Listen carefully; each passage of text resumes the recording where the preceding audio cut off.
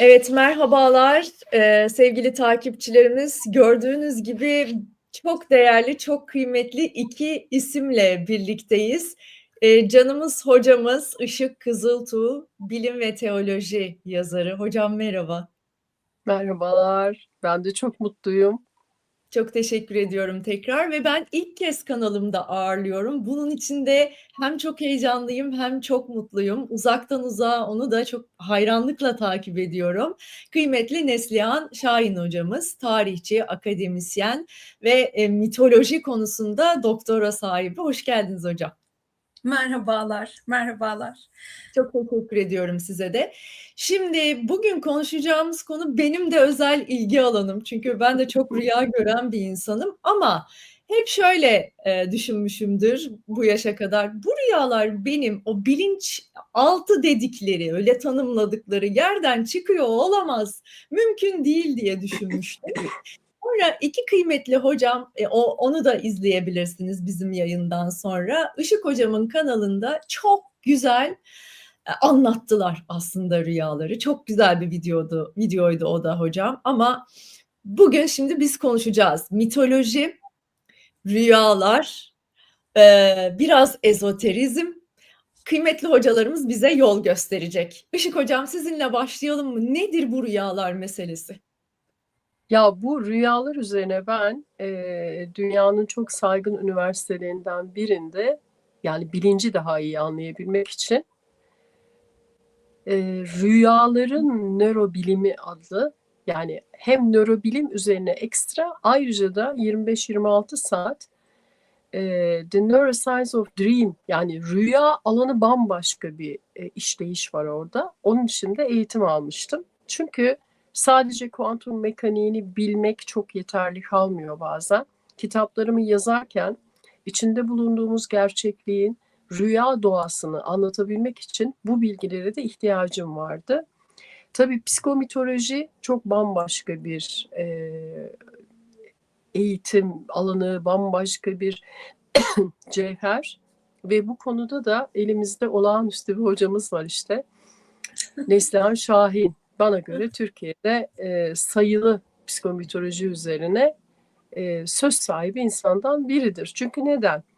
Psikomitoloji okuma yapabilmek için yani rüyalardaki mitolojik ögelerin ne anlama geldiğini anlayabilmek için bir kere öncelikle mitolog olmak gerekiyor. Yani mitolog olmadan bunlar iki tane kitap okuyarak sonuçlarına varılabilir bilgiler değil. Son derece derin. Şimdi rüyalar benim için kutsal bir alan.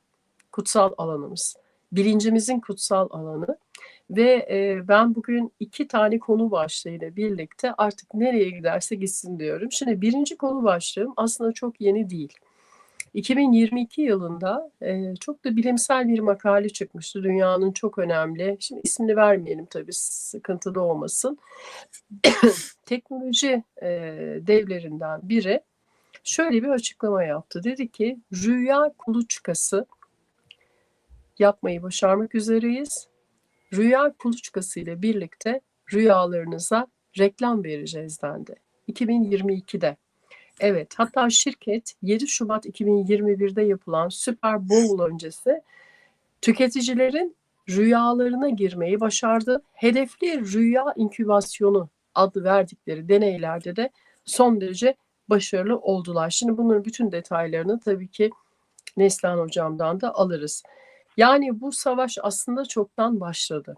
Şimdi bir konu daha var. O da çok enteresan. Yani rüyalarla ilgili savaşın aslında ne kadar eskiye dayandığını, yani bizim bildiğimiz tarihten bile eskiye dayandığını anlamak için küçük bir bilgi vermek istiyorum sevgili Başak. Osmanlı İmparatorluğu'nun yıkımından sonra Cumhuriyet'in ilk kurulma evrelerinde haliyle işgal güçleri Anadolu'da bir kargaşa var. Devlet otoritesinin zayıfladığı dönemlerde kayıtlara geçen yaklaşık 23 yıl dünyanın önde gelen iki istihbarat servisinin Anadolu'da köy köy 23 yıl kayıt tuttuğunu biliyoruz. Ne kaydı tutuyor? Rüyaları. Yani köylerde kapıları çalıp halkın içinden sen ne rüya görüyorsun? Yazıyorlar bunları. 23 yıl. Hem Amerikan istihbarat hem İngiliz istihbaratı. Fakat çok enteresan bir şey daha var.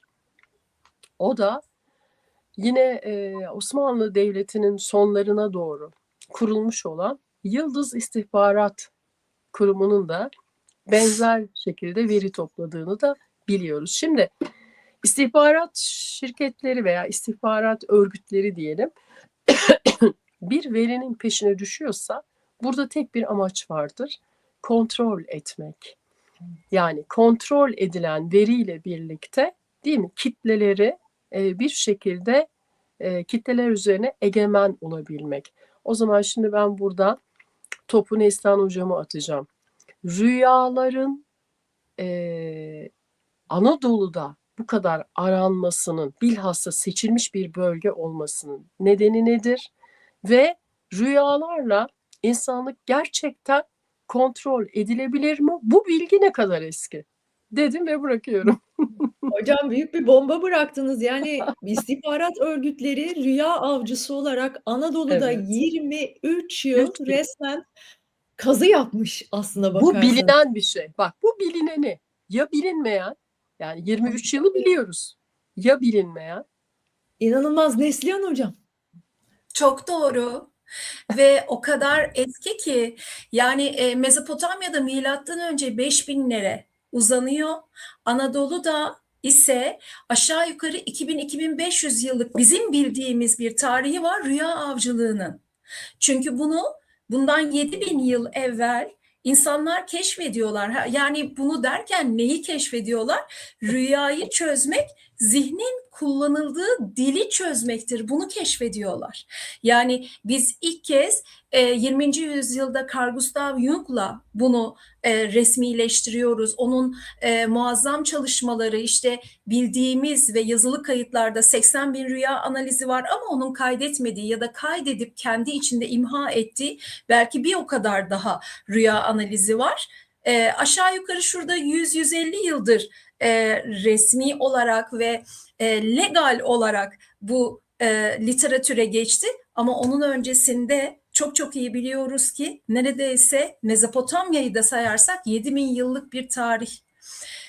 İnsanların rüyasının aslında hükmetmek için, o insanları kontrol altında tutabilmek için kullanabileceğini keşfetmişler. Ve bu keşifle beraber bu bilgiyi o kadar sağlam ve düzgün kullanmışlar ki inisiye merkezleri, mesela Mısır'daki inisiye merkezlerinin ve benzerleri Pitagoras, yani bildiğimiz adıyla Pisagor tarafından Ege'de kuruluyor. Ve bunlar az önce hocamın bahsettiği rüya kuluçkasını bilip bilinçli bir şekilde rüya kuluçkaları yapıyorlar. Yine Ege'de, İyon kültüründe Asklepion şifa tanrısıdır. Onun şifa merkezlerinde şifa uyku kuluçkalarına yatıyor insanlar ve bunları bilinçli olarak da rahatlıkla kullanabiliyorlar. Arkalarında yazılı metin bırakmışlar mı? Yazılı çok fazla metin var fakat bunlardan en elimize sağlam ulaşan 5 ayrı kitabın yazarı olan ve erken Hristiyanlık, işte geç Yunan, geç İyon dediğimiz dönem Artemidoros'un yazdığı Oneira Kritika kitabı. 5 ayrı kitap ve bu Oneira zaten rüya tanrısının ve rüya bilincinin adıdır Yunan'da. Oneira Kritika rüya kritikleri ve çok iyi biliyoruz ki Anadolu'da kapı kapı dolaşan bu çok büyük Artemidoros felsefeci ve ilk rüyaları toplayan kişidir. 95 rüya kayıtlı bir şekilde günümüze ulaşmış ve bu 95 rüyadan yola çıkan, bana göre az önce hocamın bahsettiği istihbarat örgütleri bunun nasıl kullanıldığını araştırıp tarihten öğrenip, hani tarihçi birinin rüya anlatması ne alakası var diyebilir aslında insanlar ama tarihten yola çıkarak zaten bu gerçeğe ulaşılmış, bu bilgiye ulaşılmış ve bu bilgi kullanılarak özellikle de Anadolu halkının az önce hocamın bahsettiği gibi kapı kapı dolaşıp özellikle de kırsalda yaşayan, özellikle de evet yani çok şehirlerde dolaşmamışlar. Çünkü kırsal insanının evet bilinç dışı ve kolektif bilinç dışı akışı çok daha derinlere inebilir, çok daha kazıyabilir derinleri. Zira berrak bir zihin, kırsalda yaşayan insanın zihni her zaman çok daha berraktır.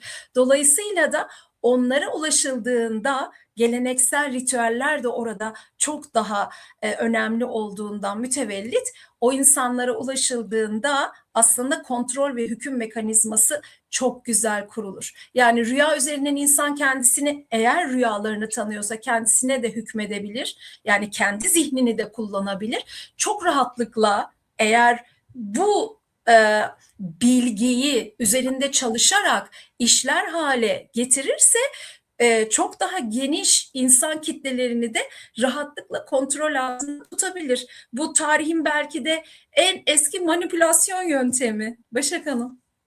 İnanılmaz. Reklamlar için, rüyalara reklam Ben sokabilmek için çabaları da bu şimdi bir galiba zaten. Buyurun hocam. tarihçi akademisyenin yanında tabii şu an utanç duyuyorum bunu söylemiş Estağfurullah olmaktan hocam. ama Buyurun lütfen siz benim de tarihi tarihi bir kayıttan bahsetmek istiyorum. Bunlar konuşulmayan, akademilerde konuşulmayan ama bir rüya kuluçkası örneği olarak yıllardır dost meclislerinde anlattığım kaynağı benim için çok güvenli.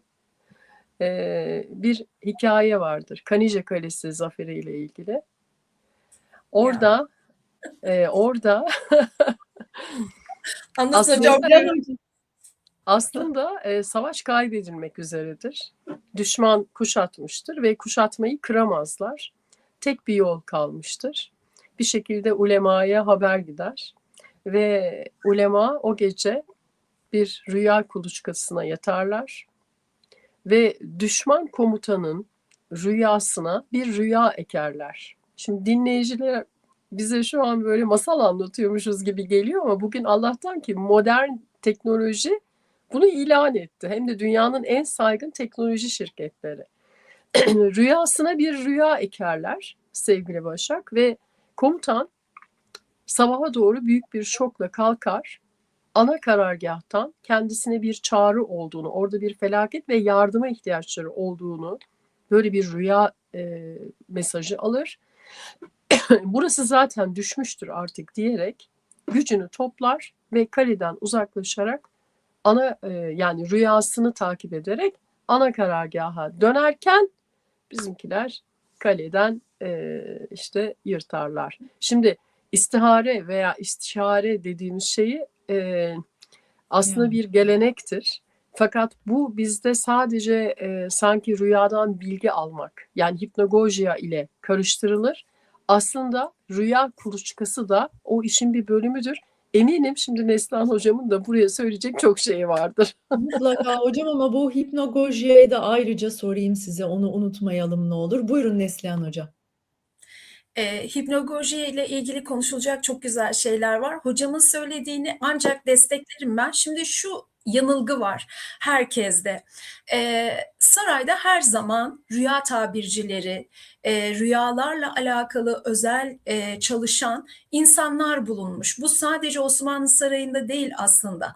Hani dünyadaki diğer saraylara da baktığımız zaman özellikle de aynı dönemlerde Orta Çağ ve Yeni Çağ döneminde hemen hemen bütün saraylarda rüyalarla özel olarak haşrolmuş insanlar var. Rüya tabiri, çeşitli isimleri var bunların. Hep zannediliyor ki ve aktarım da bu şekilde aslında işte krallar, padişahlar, hükümdar her kimse işte rüyasını görür, sabahleyin gelir rüya tabircisi onu anlatır, onun üzerine de hayatlarını inşa ederler. Bu iş bu kadar basit değil aslında. O rüya tabircileri az önce hocamın bahsettiği gibi aslında rüya tabircisinden çok çok öte insiye olabilen, insanların rüyalarına girebilen, o aradaki perdeyi rahatlıkla kaldırıp o rüyalara hükmedebilen, çünkü bu bilgiyi o kadar derinden almışlar ki yani bu felsefecilerden tutun da İslami literatürde İbnül Arabi'ye kadar bunun üzerine çalışmış ve ilim sahibi olmuş çok fazlaca insan var ve bu ilmi de aktarmışlar, hiç çekinmemişler. Hocam biraz Descartes'tan da bahsetseniz mi? Rön Aa, Descartes. tabii Hocam yani unutmayalım ne olur. felsefeciler derken tabii Hemen sadece aklıma o geldi. evet, Descartes'in aslında alanı hipnagojiye daha yakın. Onlar rüyanın alacakaranlık dediğimiz o ince sınırında dolaşıyorlar. Özellikle de Descartes. Ama Descartes de bu bilgiyi yine Pitagoras'tan ve Artemidoros'tan alıyor. Çünkü o mesela tam böyle uyku anında uykuya geçiş yaparken o aradaki evrede bilgiye hakim olabildikleri yeri keşfettikleri için, özellikle de büyük felsefeciler bunu yaptığı için, evet, bu alanda dolaşıp oradan bilgi toplayıp kitaplar yazıyorlar. Mesela siz Descartes'ten başladık, şimdi hocam nereye atladınız diyeceksiniz ama siz Frankenstein'ın nasıl yazıldığını biliyor musunuz? Tabii. Böyle mi yazılmış hocam? Evet. Evet, Hipnagogia. Evet. Mary Shelley Frankenstein'ı hipnagoji sayesinde yazdı. Peki Frankenstein'ın aslında Mezopotamya'da ilk kez yazılmış olan Golem adındaki bir efsaneden yola çıkıldığını ve Mary Shelley'nin aslında bu efsaneyi hiç bilmediğini, Golem'den hiç haberdar olmadığını, kolektif bilinç dışı alanını kullanarak bilgiye sahip olup Frankenstein'ı yazdığını biliyor musunuz? Şu an aydınlanıyorum hocam. Hiç bilmiyordum bunları. Yani Zaten o rüyalar, alanda böyle bir çalışma yapıldığını herhalde birçok takipçimiz, izleyicimiz şu anda sizlerden öğreniyor. Ben o şu an kadar kendim çok dinlediğim için rahatlıkla ismini verebilirim. Çünkü hocamız yani kamuya açık yayınlarda da zikretmiştir. Profesör buyurun. Doktor İsmail Hakkı Aydın hocamız hipnagogia ile hipnagojik anda ilham makamı denilen o anda çok önemli bir ameliyat tekniğinin bilgisini aldığını kendisi ifade etmiştir. Bugün bilim camiası evet deneysel alanda olmasa da aslında bu işi bilenler bu teknikleri kesinlikle kullanıyor. Evet. Peki. İslami Lütfen hocam. literatürde, evet, İslami literatürde mesela Basra'da özellikle o bölgede çalışma yapmış. İbn Sirin bunun üzerine çok büyük çalışmalar yapıp günümüze kadar bırakmış, hatta kitaplar yazmış. Ama tabii bunların hepsi Bağdat'ta olduğu için işgal döneminde yok olmuş hepsi. Neden sizce? Çünkü rüyaları kontrol etmek isteyenler. Hocam yok olmamıştır.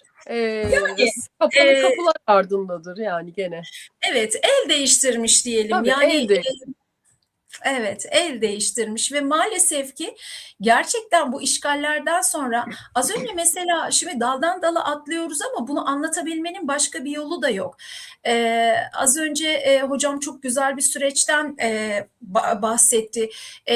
Tam böyle Birinci Dünya Savaşı'nın bittiği, Anadolu'da işgallerin başladığı dönem ve kapı kapı, özellikle de kırsalda insanların rüyalarının toplandığı dönemde bir sürü kayıt tutuluyor ve bu kayıtlar yıllar sonra çok, yani o ülkelerin ismini vereyim mi bilemiyorum.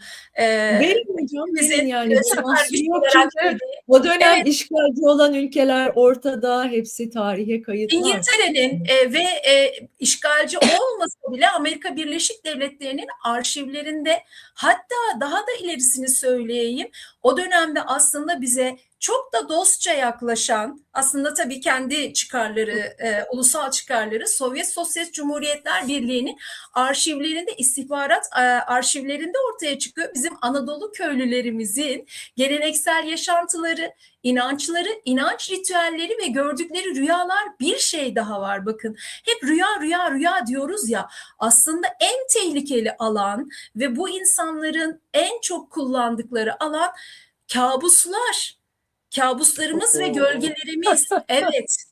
Yani rüyalardan ziyade odaklandıkları yer, hani hepsini rüya kapsamında değerlendiriyoruz tabii ki ama kabuslar. Çünkü bunlar sadece rehber değil, aynı zamanda gölgeyi de gösteriyor. Rüya dediğimiz Doğru. alan aynı zamanda insanların gölgesini de gösteriyor. Peki Anadolu'ya neden bu kadar kafayı taktılar? Hani bir Evet. Türk kompleksi var ve o Türk kompleksinden dolayı mı Anadolu'ya kafayı bu kadar taktılar? Hayır, asla tek başına değil. Hocam Peki bu neden hocam? Yani çok kadim topraklardayız. Burası Evet. benim yerim. Şimdi söyleyeceğin Hadi şey benim buyurun. kitaplarımın konusu hocam. Ağzına hocam sağlık. lütfen, evet, Hiç, ben burada hiç geri kimseyi çekilmek istiyorum. seslenlemesin.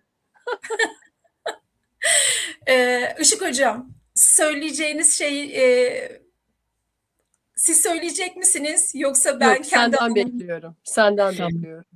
kendi alanımdan devam edeyim. Şimdi o zaman şöyle söyleyeyim. Hani önce tarihçi kimliğimle bir Anadolu'dan bahsedeyim. Anadolu yerleşik hayatın olduğu, çok büyük kültürlerin, çok büyük medeniyetlerin kurulduğu bir coğrafya ama aynı zamanda da daha ilkokuldan itibaren öğrendiğimiz bir bilgi vardır ya, hani Anadolu coğrafyası aslında bir köprüdür Anadolu ve bir geçiş coğrafyasıdır. Hani e, aslında sürgün çocuklarının coğrafyasıdır. E, Bütün kendi coğrafyasında çok büyük darbeler yemiş, soykırımlara uğramış, kovulmuş ya da kaçmak zorunda kalmış olan birçok medeniyetin insanının toplandığı bir alan. Dolayısıyla da kolektif bilinç dışının en zengin olduğu alan Anadolu coğrafyası. Yani siz dünyanın e, neresine giderseniz gidin kolektif bilinç dışıyla ilgili bilgi toplayabilirsiniz o halktan. Ama sadece mesela İtalya'ya gittim. Sadece İtalyan halkının kolektif bilinç dışını toplarsınız. Tek bir korku vardır, tek bir kaygı vardır. Maksimum 2-3 tür çeşitlendirilir. Onlar da ana bir korkunun altında işte onun sınıflandırılmış başka dallarıdır. Ama Anadolu öyle değil ki. Anadolu'da o kadar çok kültürel ve o kadar çok medeniyet taşınmış ve burada yeniden filizlenmiş ki burada yapılan araştırmalarda işte bu kolektif bilinç dışı dediğimiz, yani insanlığın ortak hafızası der Carl Gustav Jung buna. Aynı şekilde Freud da aynı şeyi söyler. İnsanlığın ortak hafızasının en zengin olduğu, neredeyse tüm dünya halklarına rahatlıkla ulaşabilmeyi sağlayacak ana bağlantıların olduğu yer Anadolu coğrafyasıdır. Hal böyle olunca buradaki aslında bilgiye erişmek dünyanın tamamını rahatlıkla kontrol edebilir hale gelmek demektir. Yani Ya Hocam Anadolu ben şu küçük cümleyi dünya olarak bekliyorum. görülmüş yani Hocam hocam. ben başka Tam bir cümle bekliyorum araştırma senden. sahası. Buyurun. hangisi Neslihan hocam? Hocam. Yani Ee, Anadolu'da niçin, nereden biliyorlardı bunlar? Anadolu'da bunu aramaları gerektiğini. Hani şimdi biz psikomitolojiyle biliyoruz. Tamam, okey. Nereden biliyorlardı? Kimden biliyorlardı? Kimden aktarma geldi? Bu bilgiler Anadolu'yu veya bu toprakları bu kadar özel kılan dünya dışı bağlantı nedir? e, Şimdi sevgili hocam, dünya dışı bağlantı deyince tabii ben söylemekte çok da çekiniyorum. Şöyle ki burası bir tanrılar coğrafyası. Evet. Evet, burası bir tanrılar coğrafyası. Dünyanın neresine giderseniz gidin mitolojinin bu kadar zengin olduğu, tanrı tanrıça kültlerinin atalar dediğimiz ama aslında tanrı ve tanrıçalara uzanan kültlerin bu kadar bağlantılarının kuvvetli olduğu bir coğrafya daha bulamazsınız. Bu konuda iddialıyım ve bütün aslında eski çağ tarihçiler, arkeologlar, özellikle de klasik arkeologlar beni destekleyecektir diye düşünüyorum. Tanrı tanrıça bağlantılarının bu kadar fazla olması ve birçok kültün bu coğrafyada olmasının tek bir sebebi var aslında. Tanrı ve tanrıça dediğimiz varlıkların aslında Işık hocamla beraber ortak bir kanaatteyiz bu konuda. İnsanlara insanlığı öğretmek amacıyla Kadir Mutlak Yaradan tarafından görevlendirilmiş meleği âlâ olduğu konusunda hemfikiriz. Ve bunlar kolektif bilinç dışını oluşturup aslında Homo sapiens insana insanlığı öğreten, bilgileri aktaran ara yönetici formu diyelim. Yani Kadir Mutlak Yaradan'la insan ve insanlığın arasında duran Homo sapiens insana, çünkü Homo sapiens insandan önce insanımsı özellikler gösteren evrim cetveli üzerinde diyeyim birçok Australopithecus'tan tutun da Neandertal'e kadar birçok insan formu, insanımsı formu var. Fakat Homo sapiens'e geldiğinde aslında bilincin açıldığını, bilinç formunun zenginleştiğini, bilginin bu insana aktarıldığını görüyoruz. Ve biz öyle bir coğrafyada yaşıyoruz ki bu bilginin aktarıldığı Mezopotamya, Mısır ve Anadolu'nun bugün İyon olarak dediğim Yunan kültürü olarak çok fazla geçiyor ama ben Yunan kültürü diyemiyorum. Zaten Yunan ismi de İyon'dan gelmiştir. Fakat Batı Anadolu'da tümüyle bu topraklar üzerinde biçimlenmiş ve insana bilgiyi bu üç coğrafyadan adeta Anadolu'da sanki bir okulmuşçasına öğretilmiş olduğunu görüyoruz. Peki hocam bunu bu kadar sanki oradaymış gibi rahatlıkla nasıl anlatabiliyorsunuz? Evet, ben orada değildim ama bunu net bir şekilde anlatan elimde üzerinde 25 yıldır çalıştığım mitler var, mitoloji var. Yani bugün mitoloji için insan uydurmasıdır. Aslında doğadaki o anormallikleri, işte şimşeklerin çakması, çok büyük depremlerin yaşanması, bütün bunları açıklayabilmek için insan mitolojiyi üretmiştir, yaratmıştır diyenler aynı zamanda kalkıp şunu da söylüyorlar. Diyorlar ki insan hayalini kurmadığı ya da özür diliyorum, insan bilmediği bir şeyin hayalini kuramaz. İnsan hiç bilmediği bir şeyi rüyalarında göremez. İnsan hiç bilmediği bir şey üzerine yaratım gerçekleştiremez. İnsan yoktan var edebilen bir varlık değildir. İnsan vardan var edebilen bir varlıktır. Öyle sana bu bilginin aktarılmış olması lazım. Biz kendimiz ürettiysek eğer, o zaman ben dönüp şunu sorarım. Peki biz bunları üretirken bundan 5.000 yıl evvel, 7.000 yıl evvel, işte Göbekli Tepe örneği binlerce yıl evvel, 11.000 yıl evvel, ondan daha erkeni bulundu Karahantepe. Buradaki insanlar ta Orta Amerika'da yaşayan Azteklerle, Mayalarla hangi ara bağlantı kurdular da aynı mitleri oluşturdular? Ya. Ya da işte bir Mezopotamya mitolojisindeki bağlantı nasıl oldu da hiçbir şekilde birbirini görmeyen İskandinav, birbirlerinden haberdar olmaları mümkün olmayan İskandinav mitolojisinde farklı bir isimle bizim karşımıza çıkıyor. İşte bunu da insanın bir ortak hafızası vardır ve bu ortak hafızaya evet insan katkıda bulunmuştur ama bu hafızayı oluşturan insan değildir. Ya da bu hafıza havuzunu kuran insan değildir. İnsanın insanlığı öğrenmesi için aslında bir dünya dışı muhakkak dokunuş olmuştur. Bunu zaten görüyoruz. Evet, resmi olarak bunu kanıtlamak mümkün mü? Resmi olarak o insanlarla bağlantı ya da o insanlar demeyeyim, o varlıklarla bağlantı kurmak lazım ki o bağlantı da zaten semavi kitaplarda, bugün birçok insanın iman ettiği kitaplarda kurulmuş ve aktarılmış.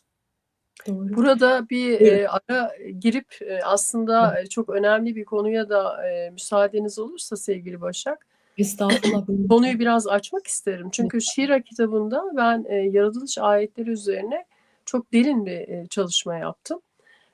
İnsan formları veya insan yaratılışları ile ilgili ayetlerin son derece yanlış tercüme edildiği, eksik anlatıldığı ve dolayısıyla ilk yaratılan insan sanki Adem, yani sapiens, insanmış gibi bir algı oluştuğu. Fakat yaptığım Kur'an üzerinden çalışmalarda örneğin İnsan Suresi 1. ayet. Bakın, Kur'an'da bir ayet bu. İnsan Suresi 1. ayet. Adem öncesi insanlığı tanımlıyor. Diyor ki, o beşer değil miydi ki diyor. Dehri bir zamandan çok uzun devirler boyunca yeryüzünde yaşamıştı ki adı dahi anılmaya layık değildi. Bakın bu çok acayip devrimsel bir ayettir. Bununla yüzleşmek zorundasınız. Şimdi Adem sapiens insanın öncesinde yeryüzünde yaşayan bir insanlık anlatıyor Kur'an. Ve sonra Bakara suresi ayetlerine geçerek ona talim-i esma ve ruh üfürdük ve o artık Adem anıldı. Yani bir insan türü, yeni bir insan türü. Şimdi o arada yaptığım çalışmalarda acaba bizim Kur'an'da beşer olarak anılan Homo erectus insan türüne dair de bilgilerimizde hata var mıdır diye araştırmalarımı yaptığımda yeni çıkan bulgularla birlikte zannettiğimiz gibi af buyurun geri zekalı bir insanlık falan değil. Homo erectus zeki, alet edevat kullanabilen, fakat bir fark var. Bir fark var. Yani Adem'e doğru tesviye edilirken beşerde bir fark var. İşte o fark yine bize Kur'an'da veriliyor. Hani meleklerin şaşkınlıkla sorduğu bir soru var ya, o kan dökücü, bozguncu beşerden mi yeryüzüne yönetici halife kılacaksın? Çünkü beşerin tabiatı biliniyor. Beşer zeka yoksunu, hominid veya işte ne bileyim maymunumsu bir varlık falan değil. İnsan, insan türü yazıyor zaten Kur'an'da ama beşer diye ayırıyor onu. Niye soruyor melekler topluluğu? Çünkü beşerin karakterini biliyorlar, değil mi? Kan dökücü ve bozguncu bir insan türünden bahsediliyor. Adem kelimesinin etimolojik kökenini, hani bu saatlerce konuşsak bitmez. Adem kelimesinin etimolojik araştırmalarını yaptığımda zannedildiği gibi Adem kelimesi Arapça değildir. Çok daha eski. Akatçalara kadar. Adem. Ademulara kadar, Akatçalara kadar dünyanın en eski dil kalıplarında görülüyor. Ve genel manası ne demektir biliyor musunuz? Ülfet eden, barışı sağlayan. Yani bak, bir tarafta kan dökücü, bozguncu, bir tarafta tesviye edilmiş, tesviye ettim diyor Kur'an, dönüştürdüm diyor. Ve ülfet eden Homo sapiens insan. Peki bu sefer şu düşünceye girdim. Madem beşerle Adem arasında aslında zeka farkı yok. O da zeki. Bugün şeye doğru, Homo erectus'a ait öyle enteresan bulgular çıkıyor ki denizcilik yapmış olabildikleri düşünülüyor. Yani böyle araştırmalar var. Şimdi eğer fark zeka değilse fark nedir? İşte hocamın işaret ettiği nokta. Fark soyut düşünebilme yeteneği ve bu yetenek ile birlikte kendisine bahşedilen bu tanrısal bilgi alanı ile arayüz, kontak kurabilme. Yani kolektif bilinç dışını okuyabilme ve buradan öğrenebilme. Aslında Adem'i Adem yapan buydu. Bu benim görüşüm. Tabii ben bunu eserimde bütün ayetlerin desteğiyle birlikte yazıyorum. Çünkü çok büyük bir hata var. Çok büyük bir algı bozukluğu var. Adem yaratılan ilk insanın adı falan değil. Bir insan türünün adıdır. Ve bu insan türü de beşerden farklı bir karakterde, farklı bir yapıda izah ediliyor. Ve bu insan için artık yeryüzü atası olan kan dökücü, bozguncu beşerden bir fark var artık onda. O fark mesela Tevrat'ta da geçiyor. Diyor ki artık o iyiyi kötüyü bilerek bizlerden biri gibi oldu. İşte hocamın dediği bağlantı. Bizlerden biri gibi oldu. Neslihan Hocam, eklemek istediğiniz var mı? Çünkü buraya dair bir iki şey sormak isterim. Evet, küçük bir ekleme yapmak istiyorum. Kıymetli hocam müsaade ederse. Şöyle ki hocam o kadar güzel söyledi ki Homo sapiens insanın, yani Ademoğlunun en önemli özelliği bir kolektif bilinç dışı, yani bir bilgi alanı oluşturulmuş ve bu insana öğretilmiş, o alanda açılmıştır, kullanabilir hale getirmiştir. O alanla bağlantıyı kestiğimiz zaman Homo sapiens insan yeniden ne olur? Esfeli safilin. Evet, o bağlantıyı Esfeli kesebilmenin bir safilin. aynen öyle hocam ve o bağlantıyı kesebilmenin çok önemli bir püf noktası maalesef ki keşfedilmiş. O bağlantı korku, kaygı Evet. ile o kadar güzel kesiliyor ki insan korku ve kaygıya sürüklendiğinde işte o zaman kolektif bilinç dışı alanındaki onu yücelten o bilgilerden uzaklaşıp tamamen hayatta kalabilme ya da korkuyla geri çekilme. Hani böyle büzülme dersiniz ya, o insan ruhunda da vardır. Bir kenara büzülüp kalma ve sadece hayatta kalabilme refleksleri göstermeye başlıyor. Yani kabuslar üzerindeki etkiyi arttırmak, insanları korku ve kaygıya sürüklemek, bu insanların aslında Homo sapiens insan türü olmaktan uzaklaşması, kolektif bilinç dışıyla bağlantılarının tümüyle kesilmesi ya da o alanı kullanabilir durumdan uzaklaşmalarına sebep oluyor. İşte bu yüzden insanların bilinç dışını yönetmek, tüm insanları rahatlıkla yönetebilecek düzeye gelmeyi sağlıyor. Çok karışık gibi aslında ama o kadar anlattığımız şey açık ki ben bilinç dışı deyip duruyoruz. Bilinç dışını şöyle hep derslerimde anlatıyorum. Diyorum ki Ay'a baktığımız zaman Ay dolunayken biz büsbütün onu görüyoruz. Ama ay hilal formdayken ya da yeni ay ya da yarım ay formundayken onun tamamını göremiyoruz. Sadece hilal şeklinde görüyoruz ya da bir yarım ay şeklinde görüyoruz. Ama biliyoruz ki ayın geri kalan kısmı kopup gitmedi, orada duruyor. İşte bilinç dışı dediğimiz gölgede kalan, o karanlıkta kalan alandır. Biz orada olduğunu biliriz. Bizim korkularımız, kaygılarımız, bastırdıklarımız, çok büyük sevinçlerimiz, çok büyük üzüntülerimiz ya da toplumların ahlaki olarak gördüğü normların dışında ki isteklerimiz, arzularımız da itilen ve bastırılan bir yer. İçi dop dolu onun. Bu sadece bireyde var bilinç dışı. Bir de kolektifte var ve içinde bilgi havuzu da var. Hani hem oradan bilgi çekebiliyoruz hem de oraya bilgi gönderebiliyoruz. Bu Avatar filminde bir hani aralarından bir tanesini yeniden hayata döndürebilmek için büyük bir bilgi ağacıyla bir bağlantı kurmuşlardı. O sahneyi herkes hatırlar. İşte o ağacı kolektif bilinç dışı gibi düşünürsek eğer kafamızda çok daha netleşecektir diye düşünüyorum. Oradaki bağlantı koparsa, korku ve kaygılarla insan geri itilirse işte o zaman korkmamız gerekiyor. Kendi gücümüzü de kaybetmiş oluyoruz çünkü. Unutarak kaybetmiş oluyoruz. Hatırladığımız yeniden kavuşuruz ona.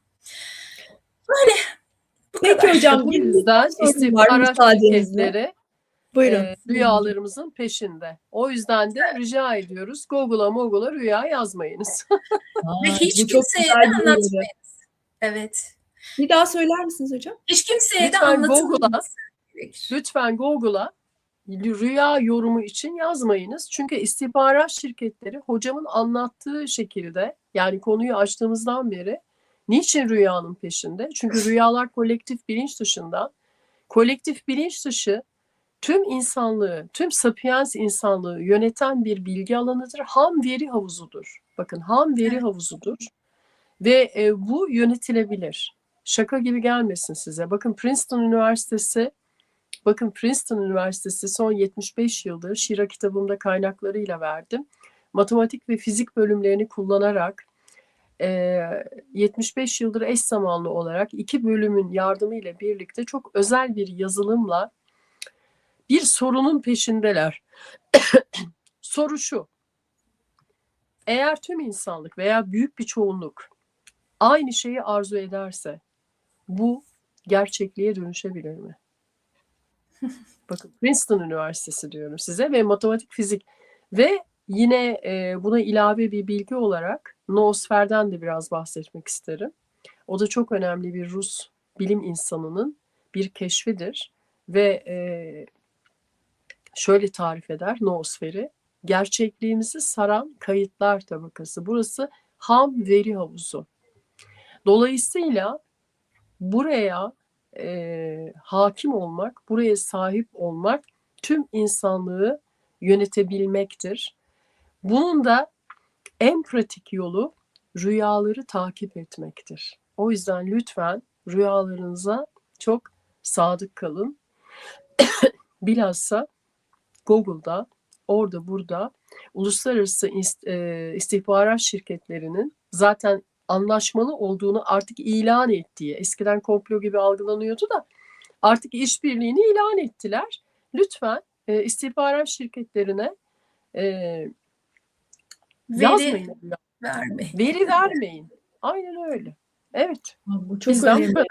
Ben Rüyalarımızı eklemek saklı istiyorum. tutacağız yani rüyalarımızı hocam. Kimseye de anlatmayın dediniz ya.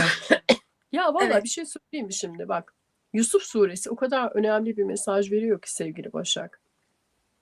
Yusuf suresinde Hazreti Yusuf babasına gelir, rüyasını anlatır.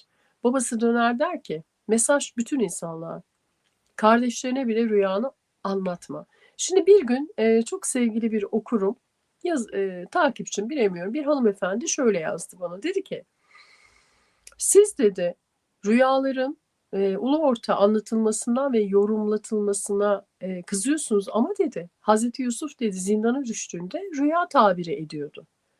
Ben de şöyle bir cevap verdim. Hazreti Yusuf gibi birisine denk gelirsek rüyamızı tabii ki anlatalım.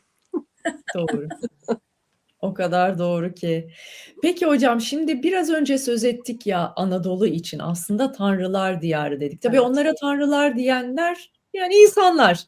Tabii, Hani tabii ki. onların Tabii, öyle tanımladığını tabii. söyleyelim. Aynen. Kadiri mutlakın sistemi içerisinde olan bir üst hiyerarşi belki siz de öyle Belki ifade değil, öyle ediyorsunuz. zaten. Öyle. Kur'an bunu açıkça söylüyor. Bunlar Anunnaki diyorlar ya yani öyle de algılanabilir mi değil mi? Oralar bir karışık. Bir de şunu sormak istiyorum belki birbiriyle bağlantılıdır diye. Niye şimdi rüyaların peşine düşenler elbette dünyayı yönetme arzusu bunun içerisinde var ama orada temelde başka bir şey de var. Sizin anlatımınızdan yola çıkarak benim düşündüğüm aslında insanı insan olmaktan uzaklaştırmaya çalışmak temelde belki de mesele. Bunu yapmaya çalışanlar sadece dünyayı yönetmek değil de bunun peşindeyse bunlar kimler?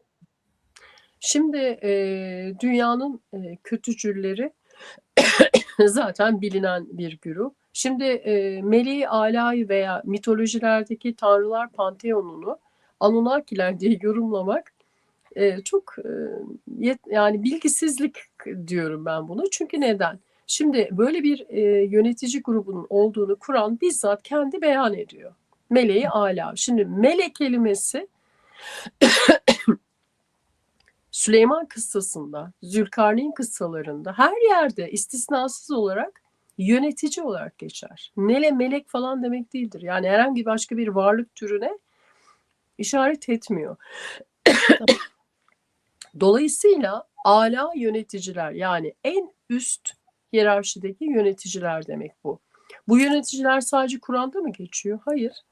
Eski ahitte, Kitab-ı Mukaddes'te Elohim diye geçiyor. Elohimler. Şimdi Elohim zaten çoğul bir kelime. Şimdi orada da Yahudi teologların ısrarla o kelimeyi Rab, Tanrı olarak ısrarla tercümeye zorlamaları Tevrat'ı aslında anlaşılamaz bir metin haline sokuyor. Oysa ki mesela orada Elohimleri okuduğunuz zaman Tevrat'ta çoğul bir grup yeryüzüne iner. İnsanlara bilgi verir, teknoloji verir, bazı şeyleri organize eder. Çoğul bir grup bu. Ama sen şimdi bunu Cenab-ı Hak Allah dersen o zaman benim gibi İhlas suresini kendisine kıble edilmiş biri döner der ki ya Allah insan mıdır ki inecek bir de çoğul inecek yok işte onu yapacak bunu yapacak. Bunu kasıtlı yapıyorlar. Elohimlerin yönetici bir topluluk olduğu Tevrat'ta çok nettir. Karşılığı bizim Kur'an'daki meleği aladır. Böyle bir yönetici grubun varlığını kabul etmek zorundayız. Bu yönetici grubun varlığını kabul etmek Kur'an'a aykırı olmadığı gibi ben tek bir cümleyle daha anlaşılabilir kılınmasını istiyorum. Allah sebepleri yaratandır. Allah hiçbir şeye kalkıp kendi parmağını sokmaz. O parmağı yaratır, o parmak nereye gidecekse oraya yapar. Yani dolayısıyla evrenin, kozmosun tüm yönetiminde, tüm varoluşunda, her ölçekte Cenab-ı Hakk'ın sistemine hizmet eden varlıklar hiyerarşisi vardır.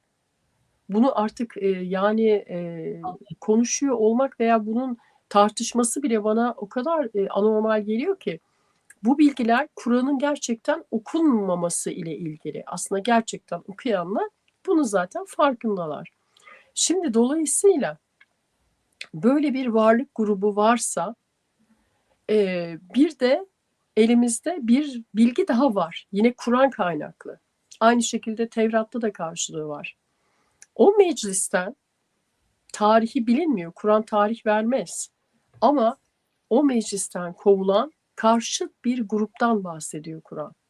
Ve bunu açık açık Saffat suresinde bayağı detaylı anlatır. Onların artık meleği âlâ toplantılarını dinleyememeleri için biz o bölgeyi kuşattık, koruma altına aldık. Bunlar Kur'an ayetleri.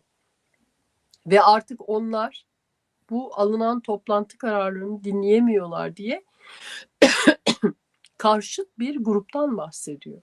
Benim için Anunnakiler bunlar. Yani bu çok özür diliyorum. Yani bir gıcıktır gidiyor. Ben burada bir şey söylemek istiyorum. Lütfen. Işık Hocam, rahatsız olduğunuz halde söz verdiğiniz için, gösterdiğiniz kıymet için ve yayına katıldığınız için çok teşekkür çok ederim. özür dilerim. Sağ olun. Yani şifa dualarım sizinle. İnşallah bir an önce atlatırsınız. Bir soğuk algınlığı geçiriyor hocamız. Çok geçmiş olsun. Evet, bu konuda tabii Neslihan hocamın söyleyecek bir tarihçi, mitolog olarak çok şey var tabii ama biz tabii özel hayatımızda da çok yakın dost olduğumuz için bizim fikirlerini yıllardır biliriz zaten. Sadece ben semavi kitaplardaki bilgilerle mitolojileri birbirini tamamlayan bilgiler olarak görüyorum zaten. Yani ayrı hikayeler anlatılmıyor zaten. Farklı dillerden, farklı sembollerle aynı hikayeler birbirini tamamlıyor. Ben mesela bir gün hocama Tin suresinden bir ayet okudum. Küçük bir şok geçirdi kendi kendine. Dedi ki ben dedi bu mite hiç önem vermemiştim dedi. Hayırdır buradan mit mi çıktı dedi. Şu anlatayım da şaşırın. Şimdi Tin suresinde ahsen-i takvim anlatılıyor.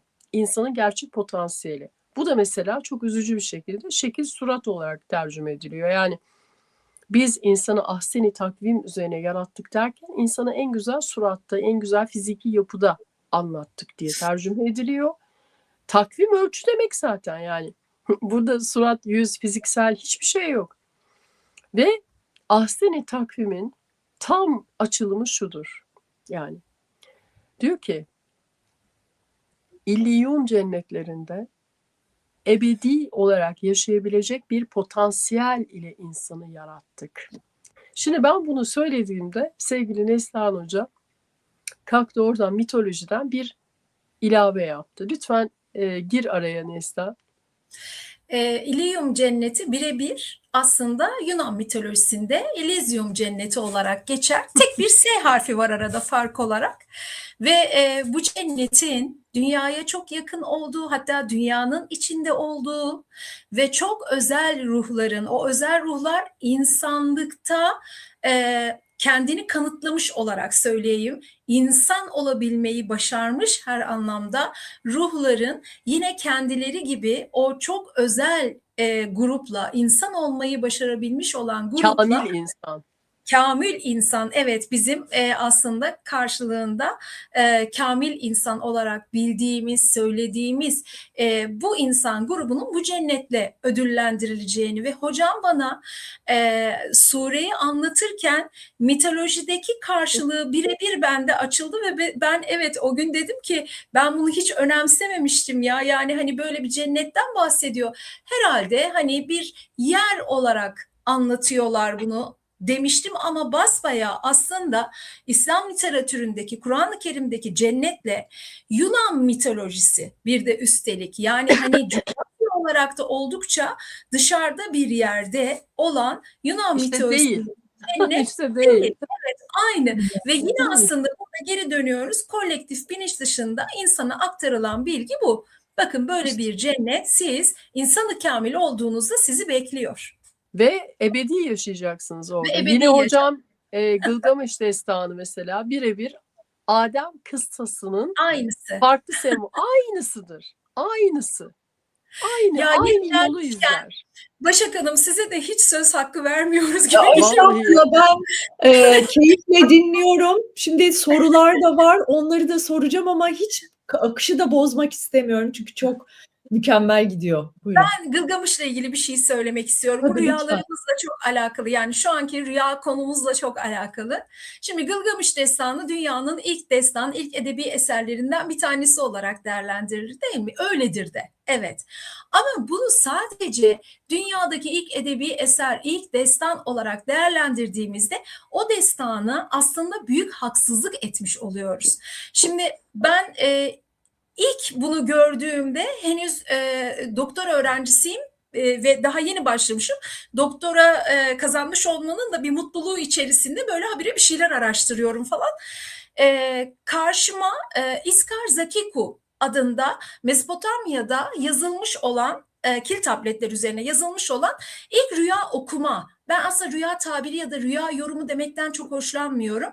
Rüya okunur çünkü ve semboller vardır. Rüyanın içerisi sembollerle doludur. Orası bir hani kolektif bilinç dışı sembolik anlatımla dolu olduğu için rüyalarda sembollerle doludur. Sembol dilini bilen rüyayı da okur.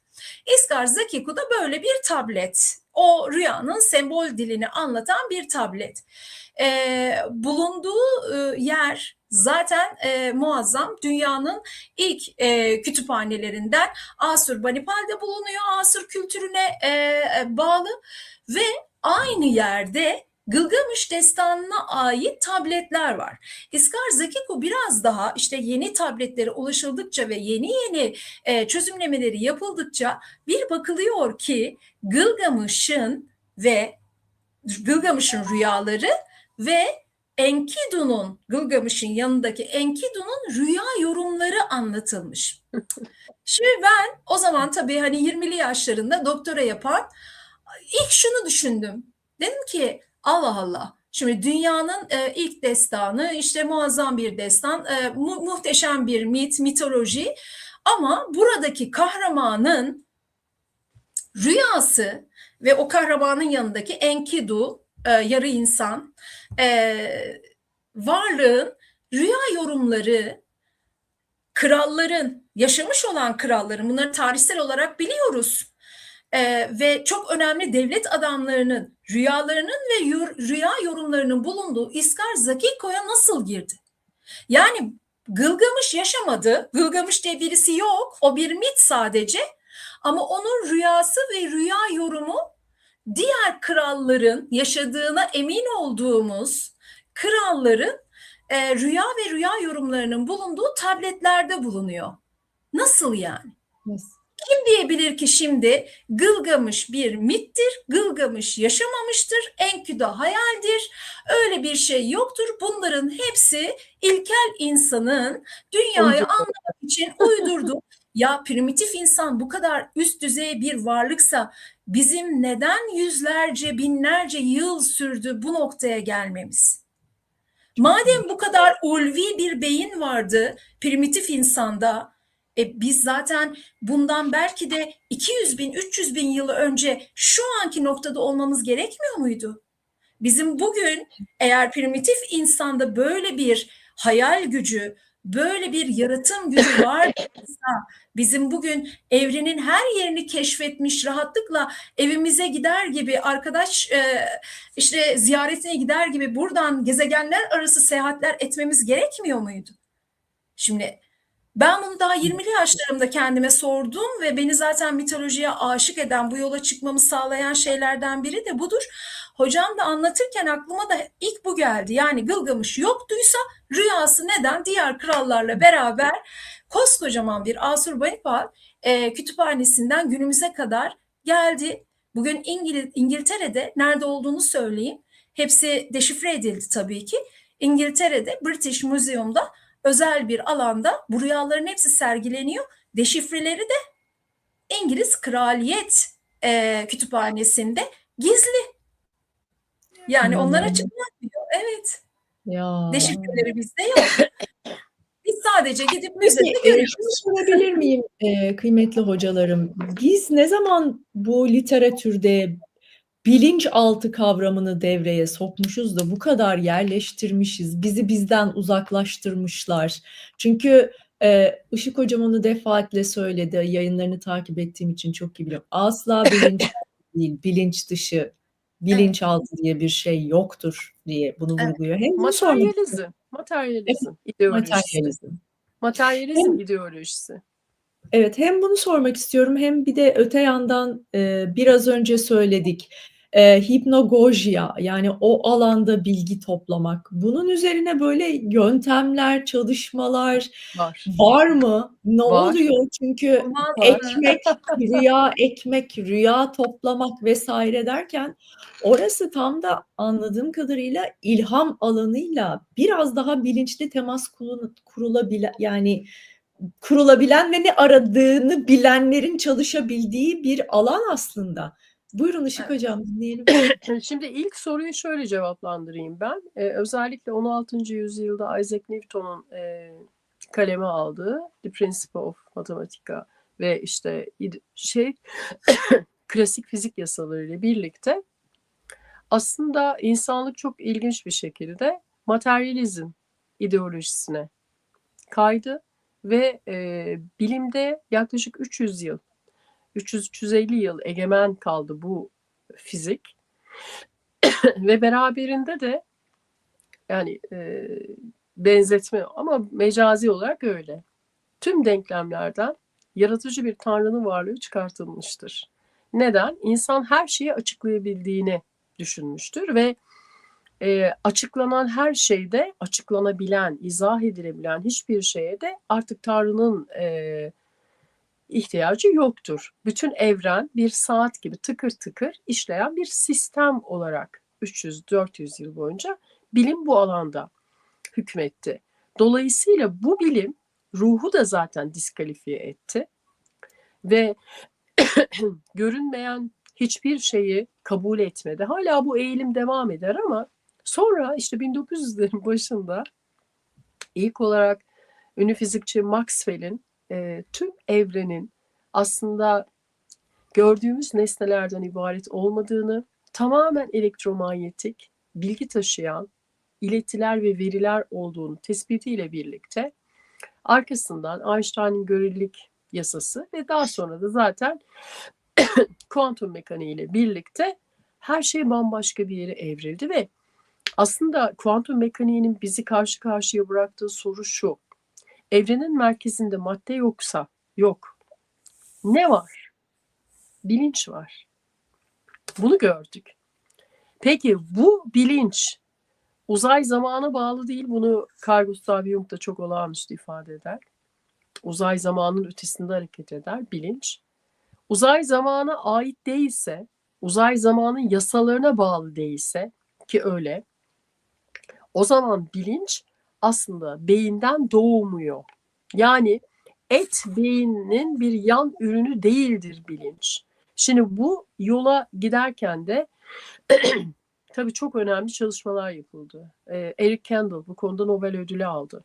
Hafızayı ararken hafızanın beyinde herhangi bir maddesel merkez olmadığını, nöronlar arası sinaptik kavşaklarda bilgi işleme sistemi olduğunu keşfetti.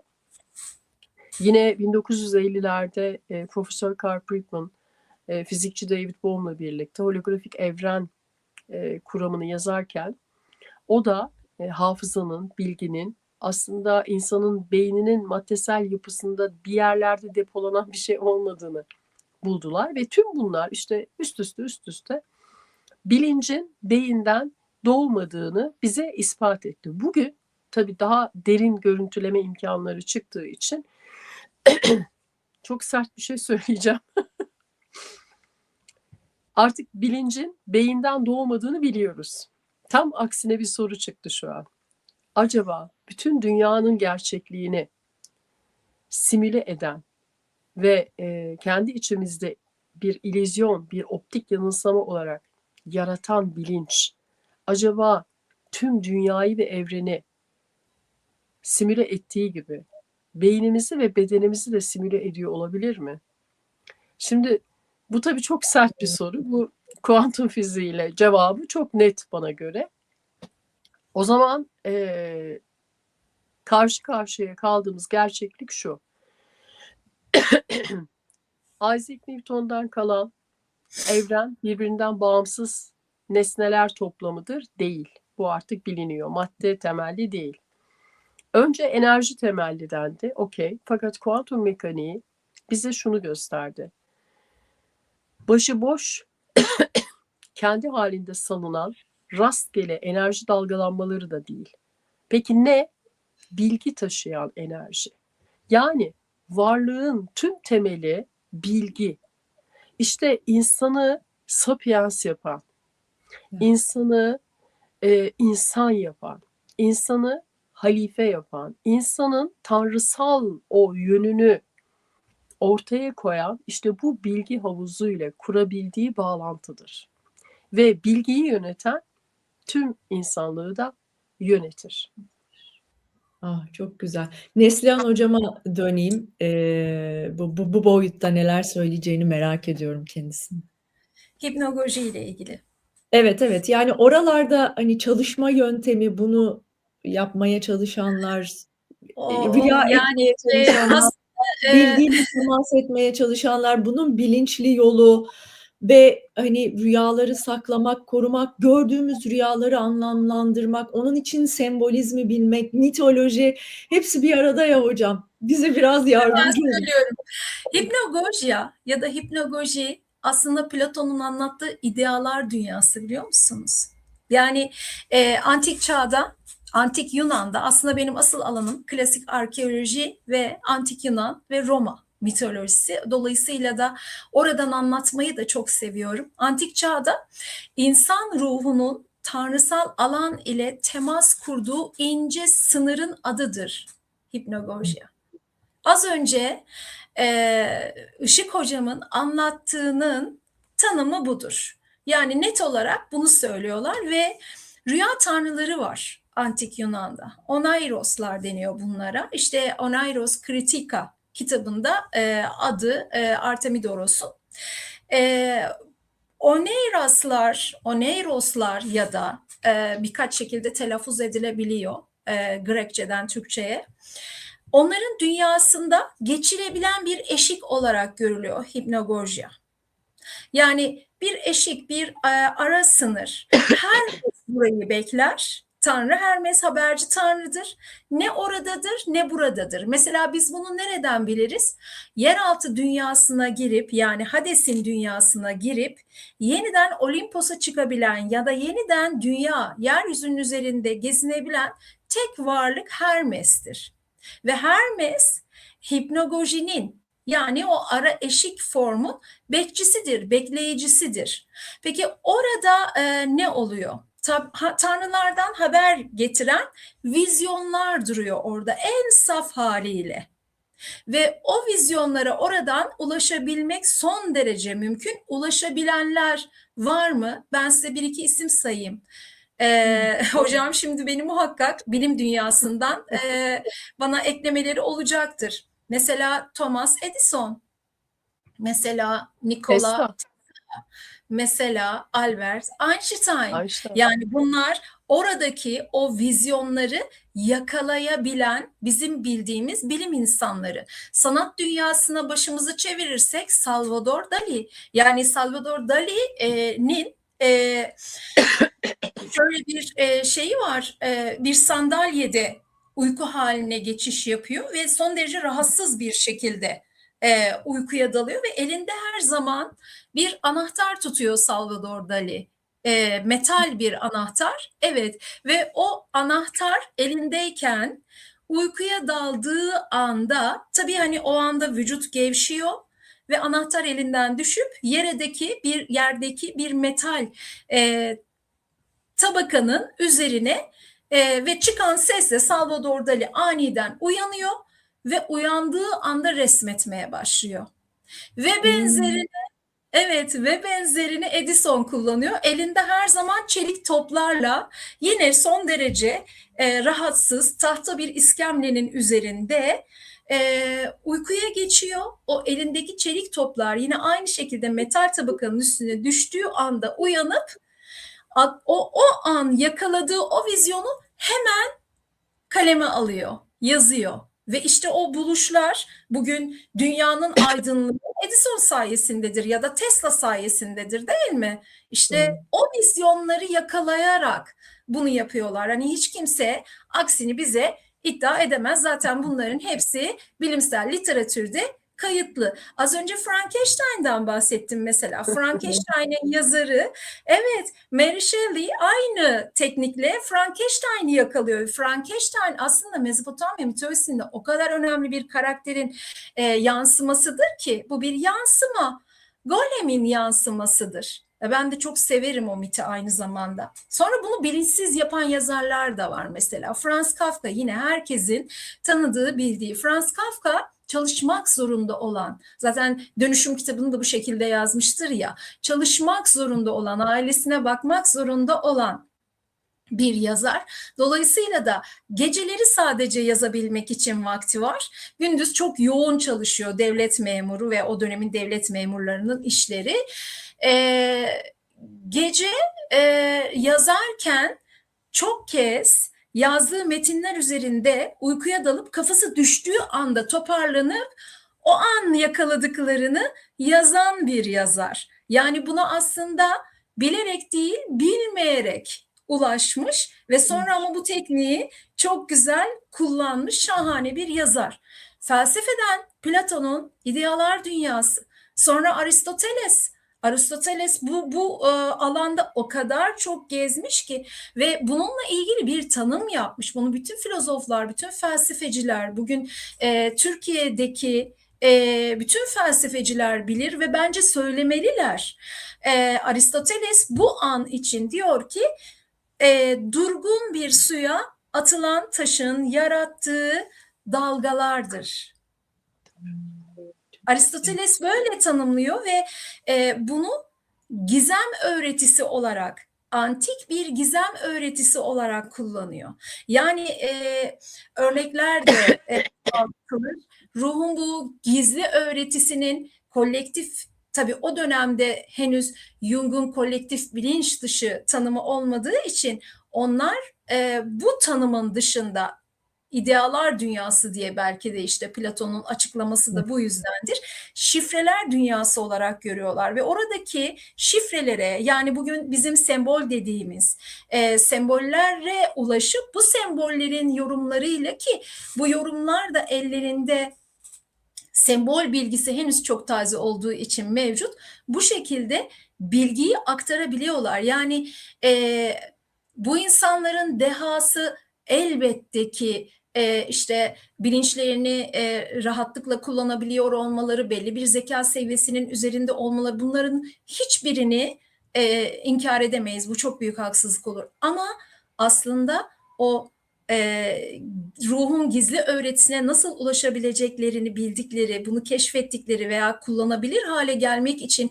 kendilerini eğitmeleri ve o vizyonları yakalayıp insanlığa kazandırabildikleri noktada aslında parlıyor bana göre. Bunu yapabilmek öyle çok da kolay bir şey değil aslında, ama şu çok kolay: bunu yapamasak da rüyalar görüyoruz. Rüyalarımızda sembol diliyle bizimle konuşuluyor, bunu görüyoruz. Eğer rüyalarımız üzerinde hakimiyetimiz olabilirse biz Google'a, yapay zekaya, işte bilmem ne rüya tabircisine, çünkü böyle sosyal medyada görüyorum ve canım çok acıyor, onlara yazıp rüyalarımızı ifşa haline getirip kendimizi zayıflatacağımıza, bu insanı gerçekten zayıflatır. Bakın, ruhumuzu zayıflatır.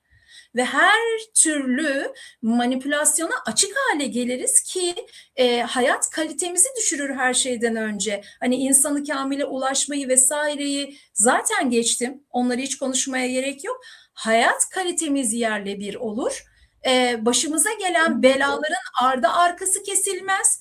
Bunlar nereden geliyor? Ben neden bu kadar talihsizim? Neden dönüp dönüp aynı şeyleri yaşıyorum? Bahtsızım diye arabesk bir ruha giriş yaparız ki bu da bize kaybettirir. Genel olarak topluma bu yapılabilir mi? Çok rahat yapılır, yapılmıyor. Ne yazık ki dünyada örneklerini, hadi bizim coğrafyamızın dışında diyelim, görüyoruz. Bugün Orta Doğu'nun bu kadar rahat karıştırılabiliyor olması neden sizce? Neden bu kadar hüküm sahibi olabildiler Orta Doğu üzerinde? Orta Doğu'daki insanların akli melekeleri mi zayıf? Hayır. Çok zeki insanlar. Yani görünürde, az önce hocam çok güzel söyledi, materyalizmden değerlendirirsek gayet zeki insanlar. Ama üzerinde hüküm kurulabiliyor bu zeki insanların. Nasıl? Çünkü içlerinden çekilmiş olan rüyalarının gizli, yani ruhun gizli öğretisi var. Ve bu insanlar üzerinde bu kadar da rahat kullanılıp gayet rahat manipüle edilebiliyorlar. Yani bir Tamam. yandan bir güç materyalizmi yükseltirken diğer tarafta metafizik alanda bütün çalışmalarını bu alanlarda yürütmüş aslında alttan alta bir kitleyi, bir dünyayı o tarafa sevk ederken bu tarafta toplayacaklarını toplamış ve manipülasyon alanını genişletmiş gibi görünüyor. Hocam bir şey çok merak ettim. Şahsi bir soru olacak ama yani yanıtlamak isterseniz siz çalışıyor musunuz rüya alanlarında? Ben çalışıyorum. Tabii. Ben rüyamı bir tek ona söylerim. Yani psikomitolog zaten. Ve Siz mesela okuma yapıyorsunuz ama kendiniz de o hipnagoji alanında o temas, o ben durgun suya taş atıp ben dalgalan. ilan edebilirim. Ben ilk eserim Kenzül Ervah'ı yazarken 2 tane hipnagojik an yaşadım. Uykudan uyanırken. 2 tane, ikisinde de bir cümle, sanki bir daktilo ile yazılmış gibi zihnimin ekranında birer Evet. cümle çıktı ve ben onları kitaba yazdım birer konu başlığı olarak. Ve bilmediğim konular olduğu halde o konuların araştırmasına girdim ve onlara dair bölüm yazdım. Çok iyi tanıyan bir dostum şöyle söyledi bana. Bu cümle sana ait değil dedi. Bu senin terminolojin değil dedi. İnanılmaz. Tüylerim diken Evet. diken oldu hocam. Neslihan hocam? Kenzül Ervah'ta var. Valla ben de kendim bunu ortaya çıkarabilmek için çeşitli çalışmalar yapıyorum. Yani şöyle ki özel hayatımda çok fazla yaşadım bunu. Ben de bir takım çalışmalarımı bu anlamda yoğunlaştırdım. Fakat şöyle bir şey var bende. O kadar duruma hakimim ve sembolleri o kadar artık hani alfabeyi öğrenirsiniz ve çok rahat okuma yazmayı yapabilirsiniz ya. Sembolleri o kadar rahat okumaya başladım ki, çünkü yıllardır, 20 küsür yıldır bunların içerisindeyim. Hem her sembolde aydınlık bir taraf, bir de gölge taraf vardır. Her iki tarafı da çok iyi okuyabildiğim için bana yan etkileri de olmaya başladı kendi kişisel hayatımda. O yüzden ben rüyalarımı sadece yazıyorum. Şimdi şöyle bir şey var. Bunu buradan da o zaman söylemiş olayım. Ben rüya eğitiminde bunu bütün katılımcılara anlatıyorum ama buradan da söyleyeyim. Rüyalarınızı anlatmak yerine yazın lütfen. Bir rüya defteri olsun herkesin. Bu çok eski bir tekniktir. Bu anlattığım her şey, özellikle de işte hep dedim ya, uyanır uyanmaz yazıyorlar, uyanır uyanmaz yazıyorlar. Bir rüya defteriniz olsun ve o rüya defterini yazın, rüyalarınızı. Geriye dönüp okuduğunuz zaman aslında aynı sembollerin tekrar tekrar geldiğini, gönderildiğini, aynı ortamlarda, farklı şekillerde tekrar tekrar bulunduğunuzu göreceksiniz ve o kendinizi çözümlemeniz için de bir kapı açmış olacak. Jung'un yaptığı da buydu mesela. Ben hep bunu söylüyorum. Carl Gustav Jung o yüzden de aslında bilim dünyasının içerisinden gelip de ezoterizme kaymış olarak aslında görülür. Ama değildir. O kadar da hani, evet, bu anlamda suçlanmıştır. Carl Gustav Jung psikiyatri kliniğinde psikanalizm çalışmaları yaparken dinlediği rüyalara şöyle bir baktığında köyünün dışına çıkmamış, okuma yazması olmayan, tabii yani 20. yüzyılın başlarından bahsediyorum. Savaş Avrupa'nın çok büyük bir savaş döngüsü içerisinde olduğu, aynı zamanda toplumsal dinamiklerin sanayi inkılabıyla beraber tümüyle değişti. Yani o tarım politikasından çıkıp sanayi politikasına geçiş yaparken toplum dinamiklerinin de tümüyle değiştiği o süreçteki o insanların, o bölgenin insanların Grekçe bilmeyen, Yunanca bilmeyen, hiçbir şey okumayan bu insanların ya da işte bir Arapça, Akatça, Aramice bilmeyen bu insanların rüyalarında mitleri gördüğünü keşfediyor. Ve psikomitolojinin ortaya çıkışı da zaten bu şekilde olmuştur. Aslında hani bunu şöyle de değerlendirebiliriz. Rüyalar hani mitlerle bilinir mi? Mitler ve rüyalar aynı mıdır diye de düşünebiliriz. Hayır, değildir. Rüyalar mitlerin devamıdır aslında. Yani bilginin akışının devamıdır. Rüya tam anlamıyla budur. Hani bize bir bilgi verildi, mitlerle bu aktarıldı ve bitti gitti ya da işte orada kaldı, biz onu da geliştireceğiz gibi algılanmasın. Rüyalarla bilgi akışı devam ediyor. Buna en iyi örnek yine semavi kitapların yazılışıdır. Ben bunu Işık Hocam'dan öğrendim. Hazreti Muhammed'in Kur'an-ı Kerim'i ilk vahiy aldığı dönemler, hocam 6 ay mıydı yanlış? 6 ay bütün vahiy rüyalar kanalıyla gelir. Buyurun. Yani daha ne diyelim? Daha ne diyelim hocam? Daha ne diyelim? Gerçekten. İlahi kanal çünkü. Ya. İlahi kanaldan bilgi akmaya devam ediyor ve Hz. Muhammed'de de bu son bulmadı. Elbette ki vahiy anlamında diye bir hani vahiy düzeyinde değil, ama o bilgi bizim kaldırabileceğimiz, bu çağın insanın kaldırabileceği ve bu çağın insanına ışık olabilecek şekilde akmaya devam ediyor. Ama biz kalkıp da rüyalarımızı orada burada yazmaya, anlatmaya devam edersek bu bilgi bize karşı silah olarak kullanılacak. Ben Kullanılıyor da. şeyden bahsetmek istiyorum hocam. Ben hayatımda ilk defa bundan yaklaşık 15 gün önce falan mitolojik bir rüya gördüm.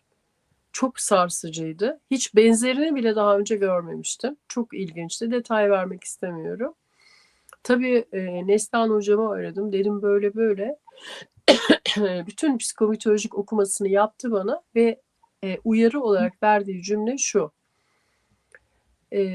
bir bilgiye ulaşmak üzeresin, şu an ne yapıyorsan Işık dedi, bırak ve ara ver ve bu konuda çalışma. Ve ben ara verdim. O kadar ciddi. O kadar net. O kadar ciddi, evet. O kadar net. Neslihan Hocam, sizin eğitimleriniz var. Yani ben binlerce soru sorabilirim rüya alanıyla ilgili ama sizi daha fazla yormak istemiyorum. Bir başka yayında tekrar sizleri ağırlamayı çok arzu ederim. Başımızın tacısınız. Yaratılış mitini de konuşmak isterim. Yani oraları biraz daha açmak keyifli olur sizlerle. Çok mutlu olurum. Hocamızın eğitimleri var. Neslihan hocamızın özellikle rüya alanı ile ilgili. Işık hocamızı zaten biliyorsunuz efendim. Onun da eğitimleri devam ediyor. Instagram hesaplarından takip edip bilgi edinebilirsiniz. Ben sonsuz teşekkür ediyorum. Hatta nasıl teşekkür edeceğimi bilmiyorum Işık hocam. Çok sağ olun. Müthiş zarif zarafetinizle ağırladınız. Biz iki çok çenebaz. Size Harika. hiç neredeyse fırsat vermeden konuştuk. Harikasınız. Evet. Harika. Çok Bu teşekkür kadar ediyorum. konuşuyoruz, yazıyoruz. Hala konuşmaya doyamadık. Ama o kadar derin ki bilgiler hocam. şeyimiz Akıyor. Yani ben onu da hiç kesip bozmak istemiyorum. Büyük keyifle izliyorum ve takip ediyorum sizi. Neslihan hocam, size de sonsuz teşekkür ediyorum. Ben teşekkür ederim. Var olun. Sağ olunuz. Kıymetli takipçilerimize de teşekkürümüz büyük. İyi ki oradaydınız. Sağ olunuz. İyi ki bizi izliyorsunuz. Lütfen kanalı takip alın, videomuzu beğenin. Değerli hocalarımıza sorularınız varsa iletin, ben takip ediyorum. Bir başka videoda görüşmek üzere. Hoşça kalın.